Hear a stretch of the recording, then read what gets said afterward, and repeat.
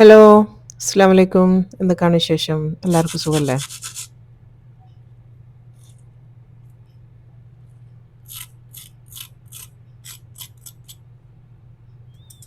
അപ്പോൾ ഇന്ന് ഞാനൊരു അടിപൊളി സ്നാക്കിൻ്റെ റെസിപ്പി ആയിട്ടാണ് വന്നത് കേട്ടോ. നമുക്ക് നോമ്പൊക്കെയാണ് വരുന്നത്. നോമ്പിനൊക്കെ ഉണ്ടാക്കാൻ പറ്റുന്ന നല്ല ക്രിസ്പി ആയിട്ടും എന്നാൽ നമുക്ക് ഫ്രീസ് ചെയ്യാനും പറ്റുന്ന ഒരു സ്നാക്കാണ് കേട്ടോ. അടിപൊളിയായിട്ട് നമുക്ക് കൂടുതലായിട്ട് ഉണ്ടാക്കി നമുക്ക് സ്റ്റോർ ചെയ്യുകയും ചെയ്യാം. വേണ്ട സമയത്ത് നമുക്ക് എടുത്ത് പൊരിക്കാം.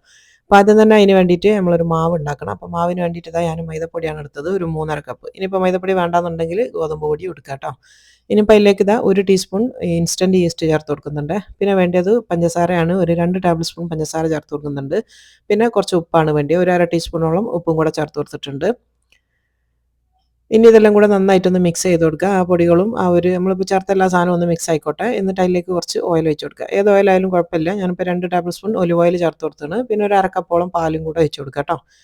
എന്നിട്ട് ഇനി ബാക്കി വരുന്നത് വെള്ളം കൂടെ ചേർത്തിട്ട് നന്നായിട്ട് കുഴച്ചെടുക്കുക. ഇപ്പോൾ അത് നന്നായിട്ട് കുഴച്ച് കൊണ്ടുവന്നിട്ടുണ്ട്. നമ്മളൊരു ചപ്പാത്തിക്ക് കുഴക്കണ പോലെയാണ് കുഴക്കേണ്ടത് കേട്ടോ. കുറച്ചൊരു ലൂസായിട്ട് എന്നാൽ നല്ല സോഫ്റ്റ് ആയിരിക്കണം. ആ ഒരു രീതിയിലാണ് കുഴച്ചെടുക്കേണ്ടത്. അപ്പോൾ ദാ ഈ ഒരു ഭാഗത്തിലാണ് കുഴച്ചെടുത്തത്. നമ്മളിങ്ങനെ വേഗം വേഗം പിടിച്ച് അങ്ങോട്ടും ഇങ്ങോട്ടൊക്കെ ഇടുന്ന സമയത്ത് ഒട്ടുമൊന്നുമില്ല. എന്നാലും സ്ലോ ആയിട്ട് തൊടുന്ന സമയത്ത് ഒന്നൊട്ടും. അപ്പോൾ അതവിടെ മാറ്റി വെക്കാം. നമുക്ക് ഫില്ലിംഗ് ഉണ്ടാക്കേണ്ട ഒരു ടൈം വരെ അത് വെക്കാം കേട്ടോ. ഇനിയിപ്പോൾ അത് അതിൻ്റെ ഫില്ലിംഗ് ആണ് കാണിക്കുന്നത്. അപ്പോൾ ഫില്ലിങ്ങിന് വേണ്ടിയിട്ട് ഞാനിവിടെ ബീഫ് ഇങ്ങനെ മിൻസ് ചെയ്ത് എടുത്തിട്ടുണ്ട് കേട്ടോ. അതിൻ്റെ അടുത്തൂടെ മിൻസ് ചെയ്യുന്ന മെഷീൻ ഉള്ളതുകൊണ്ട് ഞാനിങ്ങനെ ചെയ്തതാണ്. അല്ലാന്നുണ്ടെങ്കിൽ സൂപ്പർ മാർക്കറ്റിൽ നമ്മൾ വാങ്ങുന്ന സമയത്ത് തന്നെ ബോൺലെസ് ബീഫ് വാങ്ങിയിട്ട് അവരുടെ അടുത്ത് കൊടുത്തിട്ട് ഇത് മിൻസ് ചെയ്യണം എന്ന് പറഞ്ഞാൽ അവർ മിൻസ് ചെയ്ത് തരും കേട്ടോ. എന്നിട്ട് ഇങ്ങനെ അരിപ്പയിലിട്ടിട്ട് കഴുകി വെച്ചതാണ്. വെള്ളം ഊറാൻ വേണ്ടി വെച്ചിട്ടതാണ്. ഇനിയിപ്പോൾ അതിലേക്ക് എൻ്റെ മസാല ഉണ്ടാക്കാൻ വേണ്ടിയിട്ട് എൻ്റെ പാൻ വെച്ച് കൊടുത്തിട്ടുണ്ട്. അതിലേക്ക് ഒരു 2 വലിയ സൈസുള്ള ഉള്ളി ചെറുതായിട്ട് ഇങ്ങനെ ചോപ്പ് ചെയ്ത് വെച്ചതാണ് കേട്ടത്. 2 ഉള്ളിയാണ് എടുത്തത്. അതിലേക്ക് കുറച്ച് ഓയിൽ ഒഴിച്ച് കൊടുക്കുക. ഒരു 2-3 ടേബിൾ സ്പൂൺ ഓയിൽ ഒഴിച്ച് കൊടുക്കുക. എന്നിട്ട് ചെറുതായിട്ടൊന്ന് വാട്ടിയെടുക്കുക. ഒന്ന് ചെറുതായിട്ട് സോഫ്റ്റ് ആയാൽ മതി. ഒരുപാട് അങ്ങ് വാടണ്ട. ഈ ഒരു രീതിയിൽ ഇത്രയും മതി. ഇങ്ങനെ വാടിക്കഴിഞ്ഞാൽ ഇതിലേക്ക് കുറച്ച് ഇഞ്ചി വെളുത്തുള്ളി പേസ്റ്റും കൂടെ ചേർത്ത് കൊടുക്കുന്നുണ്ട്. ഇൻഗ്രീഡിയൻസ് ഒക്കെ അളവടക്കം ഞാനിത് താഴെ സ്ക്രീനിൽ എഴുതി കാണിക്കുന്നുണ്ട് കേട്ടോ. എന്നിട്ട് ആ ഒരു ഇഞ്ചി വെളുത്തുള്ളിൻ്റെ പച്ചമണം ഒന്ന് മാറുന്ന വരെ നന്നായിട്ടൊന്ന് വഴറ്റിയെടുക്കുക. ഇനി ഇതിലേക്ക് നമ്മൾ നേരത്തെ കാണിച്ച ആ ഒരു ബീഫില്ലേ, വെള്ളം നന്നായിട്ട് ഊറ്റിയെടുത്ത ആ ഒരു ബീഫ് ഇതിലേക്ക് ചേർത്ത് കൊടുക്കുക. എന്നിട്ട് നന്നായിട്ട് മിക്സ് ചെയ്ത് കൊടുക്കുക കേട്ടോ. ആ ഒരു ബീഫും ഈ ഒരു ഉള്ളിയും കൂടെ നന്നായിട്ടൊന്ന് മിക്സ് ആയിട്ട് വരണം. അതുവരെ നന്നായിട്ട് ഇളക്കി ഇളക്കി ഇട്ട് കൊടുക്കുക. അപ്പോൾ ഇട്ട ഉടനെ അതൊരു കട്ടായിട്ടുണ്ടാവും. നമ്മളിങ്ങനെ വെള്ളം ഊറ്റിയെടുത്തതല്ല. അപ്പോൾ ഇങ്ങനെ ചെറുതായിട്ടൊരു കട്ട പോലാണ് ഉണ്ടാവുക. അപ്പോൾ അത് നന്നായിട്ട് ഉടച്ചെടുത്ത് നന്നായിട്ട് മിക്സ് ചെയ്ത് കൊടുക്കുക. അപ്പോൾ അത് നന്നായിട്ട് ഞാൻ ഉടച്ച് മിക്സ് ആക്കി എടുക്കുന്നുണ്ട്. ഈ ഒരു രീതിയിലാണ് മിക്സ് ചെയ്ത് എടുക്കേണ്ടത്. ഇപ്പോൾ ഇതിലേക്ക് നമ്മൾ ഇതുവരെ പൊടികളോ ഉപ്പോ ഒന്നും തന്നെ ചേർത്തിട്ടില്ല. ഇനിയാണ് ഇതിലേക്ക് ചേർത്ത് കൊടുക്കുന്നത്. ഇനിയിപ്പോൾ അത് നന്നായിട്ട് മിക്സ് ചെയ്തെടുത്തിട്ടുണ്ട്. ഇനി ഇതിലേക്ക് ആവശ്യത്തിന് ഉപ്പ് ചേർത്ത് കൊടുക്കുക. ഒരു 250 ഗ്രാമാണ് ഞാനിവിടെ ബീഫ് എടുത്തത് കേട്ടോ. 1/4 കിലോ ബീഫേ ഉള്ളൂ. അതിലേക്ക് ഇതാ 1 ടീസ്പൂണോളം ഉപ്പ് ചേർത്താണ്. 1 ടേബിൾ സ്പൂൺ മുളക് പൊടി ചേർത്ത് കൊടുക്കുന്നുണ്ട്. പിന്നെ വേണ്ടത് മഞ്ഞൾപ്പൊടിയാണ്. ഒരു 1/4 ടീസ്പൂൺ മഞ്ഞൾപ്പൊടി. പിന്നെ ഗരം മസാലേൻ്റെ പൊടി വേണം. ഒരു 1/2 ടീസ്പൂൺ ഗരം മസാല. പിന്നെ വേണ്ടത് ചെറിയ ജീരകം, നല്ല ജീരകത്തിൻ്റെ പൊടി ഒരു 1/2 ടീസ്പൂൺ. ഇത്രയിൽ പൊടികളുള്ളൂ. എന്നിട്ട് ഇത് നന്നായിട്ടൊന്ന് മിക്സ് ചെയ്ത് അതിനൊന്ന് ഇളക്കിയെടുക്കുക. ഇതിൽ വെള്ളം തീരെ ചേർക്കാൻ പാടില്ല കേട്ടോ. കാരണം ബീഫിൽ തന്നെ അത്യാവശ്യം നന്നായിട്ട് വെള്ളം വരും. എന്നിട്ട് ഇത് നന്നായിട്ട് വേവിച്ചെടുക്കുകയാണ് ചെയ്യുന്നത്. പിന്നെ എന്ത് സാധനവും ചിക്കൻ ആയാലും ബീഫായാലും നമ്മൾ ഈ മീറ്റ് അരച്ചെടുത്ത് കഴിഞ്ഞാൽ പെട്ടെന്ന് വേവും കേട്ടോ. അതുകൊണ്ട് തന്നെ ഒരുപാട് കുക്കിംഗ് ഒന്നും ഇതിനില്ല. അപ്പോൾ അത് നന്നായിട്ട് മിക്സ് ചെയ്തിട്ടുണ്ട്. ഇനി ഇത് തള വന്നു കഴിഞ്ഞാൽ മൂടി വെച്ചിട്ട് ചെറിയ തീയിൽ ഒരു 10 മിനിറ്റ് ഇതൊന്ന് കുക്ക് ചെയ്തെടുക്കുക. അപ്പോഴത്തേക്ക് വെള്ളമൊക്കെ നന്നായിട്ട് വറ്റി വരും. ഇപ്പോൾ ഇതൊരു 10 മിനിറ്റ് കഴിഞ്ഞിട്ടുണ്ട്. ഇനി ഞാൻ കാണിച്ചു തരാം. ഇത്ത വെള്ളമൊക്കെ വറ്റി ബീഫൊക്കെ നന്നായിട്ട് വെന്തിട്ടുണ്ടാവും കേട്ടോ. ഇതിൽ നിന്ന് കുറച്ചെടുത്ത് തിന്ന് നോക്കിയാൽ മതി. അപ്പോൾ നന്നായിട്ട് വേവും. നമ്മൾ അരച്ച ബീഫ് ആയതുകൊണ്ട് ബോൺലെസ് ആണ്, പെട്ടെന്ന് വെന്ത് കിട്ടും. ഇതിപ്പോൾ ഞാനിവിടെ ഏത് ബീഫാണ് വാങ്ങിയതെന്ന് വെച്ചാൽ ഇന്ത്യൻ ബീഫാണ് കേട്ടോ. ഇനിയിപ്പോൾ അതിലേക്ക് ഒരു 2 പച്ചമുളക് ചെറുതായി മുറിച്ചതും ഒരു ചെറിയ തക്കാളി ചെറുതാക്കി മുറിച്ച് വെച്ചതും ഒരു ചെറിയ ക്യാപ്സിക്കം ചെറുതായിട്ട് മുറിച്ച് വെച്ചതും ഇടുന്നുണ്ട്. അത് 3ഉം ചെറിയ ക്വാണ്ടിറ്റി നമ്മൾ ചേർക്കാൻ പാടുള്ളൂ. ഒരുപാട് അങ്ങ് ചേർക്കേണ്ട. കാരണം ഒരുപാട് ചേർത്ത് കഴിഞ്ഞാൽ ഇതിൽ വെള്ളം ഇറങ്ങും കേട്ടോ. അതുകൊണ്ടാണ് ഒരുപാട് ചേർക്കരുത് എന്ന് പറയുന്നത്. എന്നിട്ട് നന്നായിട്ടൊന്ന് മിക്സ് ചെയ്യുക. ഇതിന് ഇനി ഒരുപാട് അങ്ങ് കുക്ക് ചെയ്തെടുക്കണ്ട. അങ്ങ് വാട്ടി എടുക്കേണ്ടിയില്ല. ജസ്റ്റ് ഒന്ന് ഇങ്ങനെ ഒന്ന് ചൂട് തട്ടിയാൽ മതി എന്ന് പറയില്ല, അങ്ങനെ മതി. ഒന്ന് 2 മിനിറ്റ് നേരം ഒന്ന് അടച്ച് വെക്കുക. 2 മിനിറ്റിന് ശേഷം അത് നമ്മൾ തുറക്കുന്നുണ്ട്. ഇത്രയേ ആവശ്യമുള്ളൂ കേട്ടോ. ആ ഒരു വെജിറ്റബിൾസൊക്കെ നമുക്ക് ആ ഒരു ക്രഞ്ചി ആയിട്ട് തന്നെ കിട്ടണം. ഒരുപാട് അങ്ങ് വെന്ത് പോയാൽ അതിൽ വെള്ളം ഇറങ്ങും. അതുപോലെ തന്നെ ആ ഒരു തിന്നാൻ അത്ര ടേസ്റ്റ് ഉണ്ടാവില്ല. ഇനിയിപ്പോൾ തീയൊക്കെ ഓഫ് ആക്കിയിട്ടുണ്ട്. നമ്മളെ ഫില്ലിംഗ് ഇവിടെ റെഡി ആയിന്. ലാസ്റ്റ് ഇതിലേക്ക് കുറച്ച് മല്ലിച്ചപ്പ് അരിഞ്ഞും കൂടെ ഇട്ട് കൊടുക്കുന്നുണ്ട് കേട്ടോ. അത് കുറച്ചധികം തന്നെ ചേർത്തോ, എന്നാലാണ് നല്ല ടേസ്റ്റ് ഉണ്ടാവുക.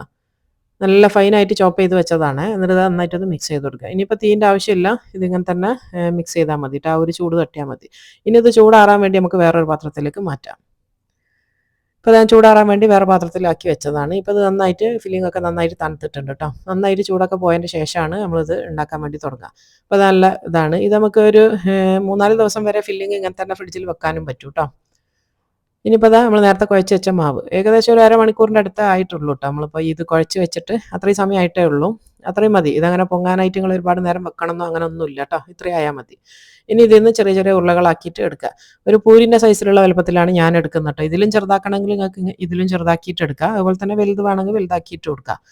അപ്പോൾ ഞാൻ ഈ ഒരു സൈസിലാണ് ഉണ്ടാക്കുന്നത്. കാരണം അത് നമ്മൾ ചായക്കല്ല ഉണ്ടാക്കുന്നത്. ഞങ്ങളിപ്പോൾ ഇവിടെ ഡിന്നറിനാണ് ഉണ്ടാക്കുന്നത് കേട്ടോ. അപ്പോൾ നിങ്ങൾക്ക് ചായക്കൊക്കെയാണ് ഉണ്ടാക്കുന്നതെങ്കിൽ കുറച്ചും കൂടെ സൈസൊക്കെ കുറച്ചിട്ട് എടുക്കുക. നോമ്പിന് നോമ്പ് തുറക്കാനൊക്കെ ഉണ്ടാക്കുമ്പോൾ നമ്മൾ ഈ ഒരു സൈസിൽ തന്നെ ഉണ്ടാക്കുകയാണെങ്കിൽ വേറെ ഒന്നും വേണ്ടിയില്ല. ഇതൊരു ഫുഡായിട്ട് ഒരു മീലായിട്ട് തന്നെ നമുക്ക് എടുക്കാൻ വേണ്ടി പറ്റും. അപ്പോൾ നന്നായിട്ട് നേരിയതാക്കി ഞാനൊന്ന് പരത്തിയെടുത്തിട്ടുണ്ട്. ഇനി ഇതിലേക്ക് നമ്മൾ നേരത്തെ റെഡിയാക്കി വെച്ചിട്ടുള്ള ആ ഒരു ബീഫിൻ്റെ ഫില്ലിങ് വെച്ച് കൊടുക്കുക. ഇത് ചിക്കൻ വെച്ചിട്ടും ചെയ്യാം കേട്ടോ. പക്ഷേ ഇതിന് ഏറ്റവും ടേസ്റ്റ് എന്ന് പറയുന്നത് ബീഫ് തന്നെയാണ്. ബീഫിൻ്റെ ടേസ്റ്റ് നമ്മൾ ചിക്കൻ വെച്ചാൽ കിട്ടൂല. ഇതാണ് ഏറ്റവും ടേസ്റ്റ്. അപ്പോൾ അത് അത്യാവശ്യം നന്നായിട്ട് തന്നെ ഫില്ലിങ് വെച്ച് കൊടുക്കുക. അപ്പോൾ അതാ ഒരു 1.5 ടേബിൾ സ്പൂണോളം ഫില്ലിങ് വെച്ചിട്ടുണ്ട്. ഇനി ഇതിലേക്ക് കുറച്ച് മൊസറല്ല ചീസും കൂടെ വെക്കുന്നുണ്ട് കേട്ടോ. ഏതെങ്കിലും ഒരു ചീസ്, നിങ്ങൾക്ക് ഏത് ചീസാണുള്ളതെന്ന് വെച്ചാൽ അത് വെക്കാം. ഇനി ചീസ് ഇല്ലെങ്കിലും കുഴപ്പമൊന്നുമില്ല, ചീസ് ഇല്ലാണ്ടും ഉണ്ടാക്കാം കേട്ടോ. അപ്പോൾ അതാ കുറച്ച് ചീസും വെച്ചതിന് ശേഷം ഇതിനൊന്ന് മടക്കിയെടുക്കുക. നേരെ പകുതിയായിട്ടാണ് മടക്കേണ്ടത് കേട്ടോ. നമ്മൾ അടയൊക്കെ മടക്കുന്ന രീതിയിൽ. എന്നിട്ട് അതിനെ ഉരുട്ടിയാൽ മതി.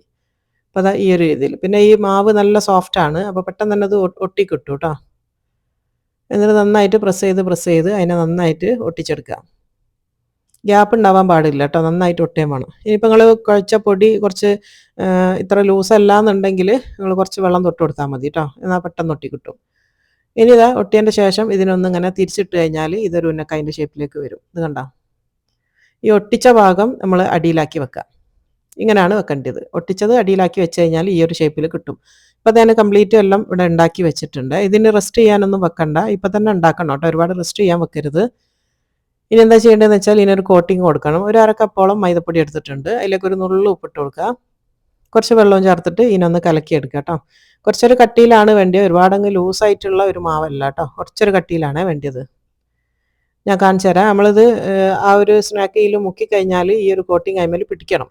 അല്ലാണ്ട് വെള്ളം പോലെ ആയി പോകരുത്. ഈ ഒരു രീതിയിലാണ് വേണ്ടി കേട്ടോ. കുറച്ച് കട്ടിയിൽ, ഒരുപാടങ്ങ് കട്ടിയല്ല, എന്നാൽ കുറച്ച് കട്ടി. പിന്നെ അതാ കുറച്ച് ബ്രെഡ് ക്രംസ് ഞാനിവിടെ എടുത്ത് വെച്ചിട്ടുണ്ട്. ഇനി ഇത് നമ്മൾ ഓരോന്നും എടുത്തിട്ട് ഇതിലൊന്ന് ഡിപ്പ് ചെയ്ത് എടുക്കുക. അത് ഈ മാവിലൊന്നും ഡിപ്പ് ചെയ്യുക.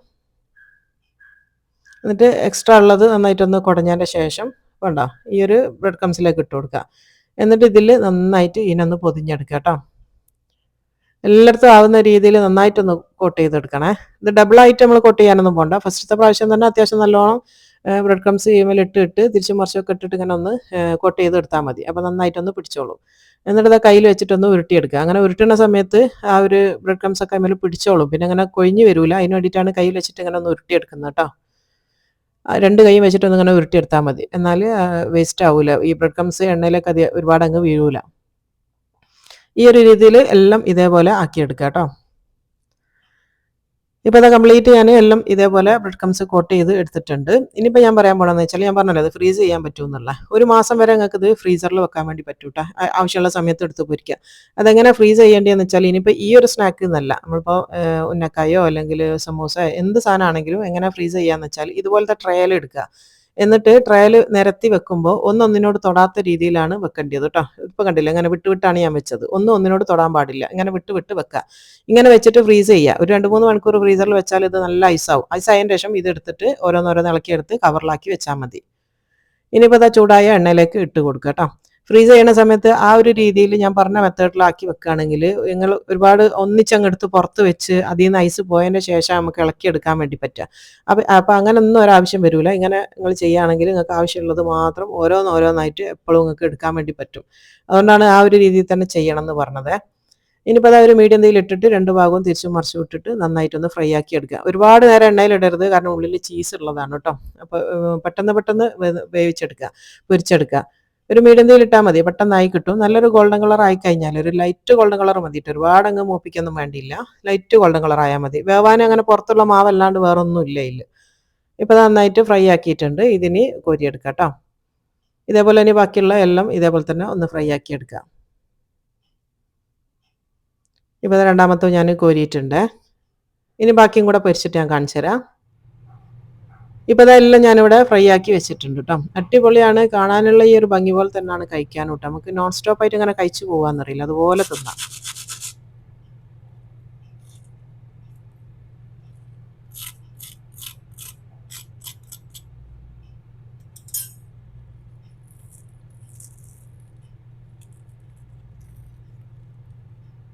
ഇപ്പോൾ കേട്ടല്ലോ അതിൻ്റെ ശബ്ദമൊക്കെ. നല്ല മുരുമുരാന്നുള്ള സ്നാക്കാണ്. അതുപോലെ തന്നെ നമ്മൾ ഉള്ളിൽ ചീസൊക്കെ വെച്ചതുകൊണ്ട് മൊസറല്ല ചീസാണ് ഞാൻ വെച്ചത്. അതുകൊണ്ടാണ് ഇതിങ്ങനെ വലിഞ്ഞ് വരുന്നത് കേട്ടോ. നിങ്ങളിപ്പോൾ ചെഡാർ വെച്ചാൽ നല്ല ക്രീമി ആയിട്ട് കിട്ടും. അതൊക്കെ നിങ്ങളെ ഇഷ്ടം പോലെ ഏത് ചീസ് വെക്കണം എന്നുള്ളത് നിങ്ങളെ ഇഷ്ടത്തിന് വെച്ച് കൊടുക്കുക. നല്ല അടിപൊളി സ്നാക്കാണ്, നല്ല ഫില്ലിംഗ് ആണ്, അതുപോലെ തന്നെ വയറ് നിറയുകയും ചെയ്യും കേട്ടോ. അപ്പോൾ നല്ലതാണ്, നമ്മൾ നോമ്പിനൊക്കെ ഉണ്ടാക്കാൻ പറ്റുന്ന അടിപൊളി സാധനമാണ്. വേറെ ഭക്ഷണമൊന്നും ഇല്ലാണ്ട് തന്നെ ഒരൊറ്റ ഐറ്റം ഉണ്ടാക്കിയാൽ തന്നെ അത്യാവശ്യം നല്ല ഫില്ലിംഗ് ആയിട്ട് വരികയും ചെയ്യും. അടിപൊളിയാണ്, നമുക്ക് ഉണ്ടാക്കി ഫ്രീസ് ചെയ്യുകയും ചെയ്യാം, ആവശ്യത്തിന് എടുക്കുകയും ചെയ്യാം കേട്ടോ.